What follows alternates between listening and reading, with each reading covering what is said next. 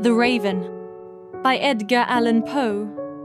Once upon a midnight dreary, while I pondered, weak and weary, over many a quaint and curious volume of forgotten lore, while I nodded, nearly napping, suddenly there came a tapping, as of someone gently rapping at my chamber door. "'Tis some visitor," I muttered, tapping at my chamber door. Only this and nothing more. Distinctly I remember, it was in the bleak December, and each separate dying ember wrought its ghost upon the floor. Eagerly I wished the morrow, vainly I had sought to borrow from my books surcease of sorrow for the lost Lenore, for the rare and radiant maiden whom the angels name Lenore, nameless here for evermore. And the silken, sad, uncertain rustling of each purple curtain thrilled me, filled me with fantastic terrors never felt before, so that now, to still the beating of my heart, I stood repeating, "'Tis some visitor entreating entrance at my chamber door, some late visitor entreating entrance at my chamber door. This it is and nothing more." Presently my soul grew stronger, hesitating then no longer. "Sir," said I, "or madam, truly your forgiveness I implore.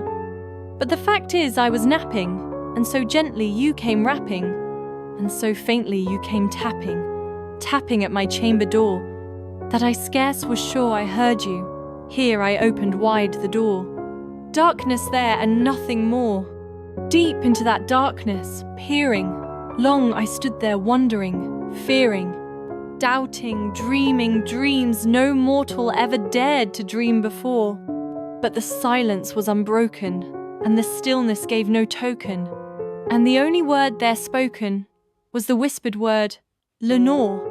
This I whispered, and an echo murmured back the word, 'Lenore.' Merely this and nothing more. Back into the chamber turning, all my soul within me burning, soon again I heard a tapping somewhat louder than before. 'Surely,' said I, 'surely that is something at my window lattice. Let me see then what thereat is, and this mystery explore. Let my heart be still a moment, and this mystery explore. 'Tis the wind, and nothing more.' Open here I flung the shutter, when, with many a flirt and flutter, in there stepped a stately raven of the saintly days of yore.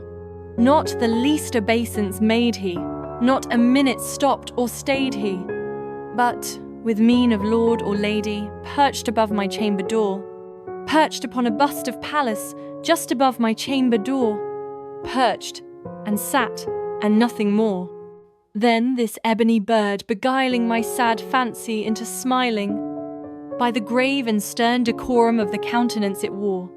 'Though thy crest be shorn and shaven, thou,' I said, 'art sure no craven, ghastly grim and ancient raven, wandering from the nightly shore.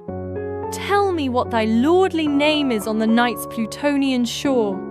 Quoth the raven, 'Nevermore.' Much I marvelled this ungainly fowl to hear discourse so plainly, though its answer little meaning, little relevancy bore, for we cannot help agreeing that no living human being ever yet was blessed with seeing bird above his chamber door, bird or beast upon the sculptured bust above his chamber door, with such name as Nevermore. But the raven, sitting lonely on the placid bust, spoke only that one word, as if his soul in that one word he did outpour. Nothing farther than he uttered, not a feather then he fluttered, till I scarcely more than muttered, 'Other friends have flown before. On the morrow he will leave me, as my hopes have flown before.' Then the bird said, 'Nevermore,' startled at the stillness broken by reply so aptly spoken. 'Doubtless,' said I, 'what it utters is its only stock and store, caught from some unhappy master, whom unmerciful disaster followed fast and followed faster, till his songs one burden bore, till the dirges of his hope that melancholy burden bore. Off nevermore.' But the raven still beguiling all my fancy into smiling, Straight I wheeled a cushioned seat in front of bird and bust and door. Then, upon the velvet sinking, I betook myself to linking fancy unto fancy, thinking what this ominous bird of yore, what this grim, ungainly, ghastly, gaunt, and ominous bird of yore meant in croaking, nevermore. This I sat engaged in guessing, but no syllable expressing to the fowl whose fiery eyes now burned into my bosom's core. This and more I sat divining, with my head at ease reclining on the cushion's velvet lining that the lamplight gloated o'er, but whose velvet violet lining with the lamplight gloating o'er she shall press, nevermore. Then, methought, the air grew denser, perfumed from an unseen censer, swung by seraphim whose footfalls tinkled on the tufted floor. Wretch, I cried, thy God hath lent thee by these angels, he hath sent thee respite, respite, and nepenthe from thy memories of Lenore. Quaff, oh quaff this kind, nepenthe, and forget this lost Lenore. Quoth the raven, nevermore.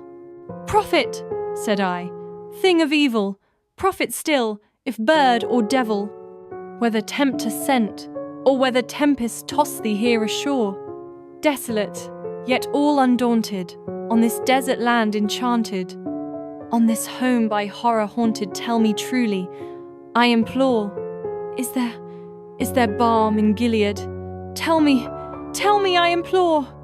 Quoth the raven, nevermore. Prophet, said I, thing of evil, prophet still, if bird or devil, by that heaven that bends above us, by that God we both adore, tell this soul with sorrow laden if, within the distant Aidenn, it shall clasp a sainted maiden whom the angels name Lenore, clasp a rare and radiant maiden whom the angels name Lenore.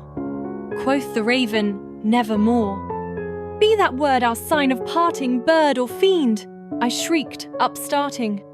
Get thee back into the tempest and the night's Plutonian shore. Leave no black plume as a token of that lie thy soul hath spoken. Leave my loneliness unbroken, quit the bust above my door. Take thy beak from out my heart, and take thy form from off my door. Quoth the raven, nevermore. And the raven, never flitting, still is sitting, on the pallid bust of Pallas just above my chamber door, and his eyes have all the seeming of a demon's that is dreaming, and the lamplight o'er him streaming throws his shadow on the floor, and my soul from out that shadow that lies floating on the floor shall be lifted nevermore